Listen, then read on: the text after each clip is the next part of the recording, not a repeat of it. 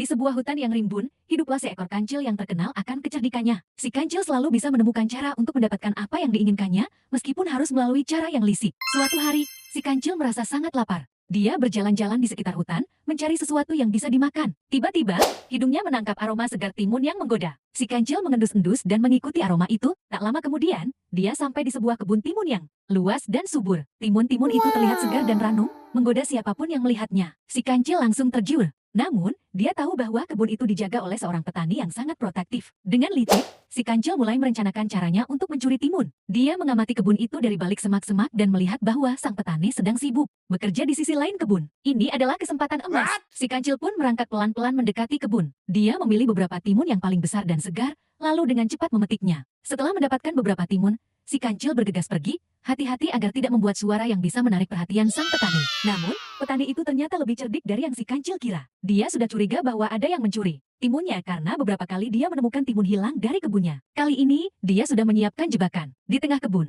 dia memasang perangkap yang terbuat dari jaring. Si kancil, yang sedang asyik menikmati timun duriannya, tidak menyadari bahwa dia sedang mendekati jebakan itu. Tiba-tiba, kakinya tersangkut pada jaring, dan dia terjerat. Si kancil panik dan berusaha melepaskan diri.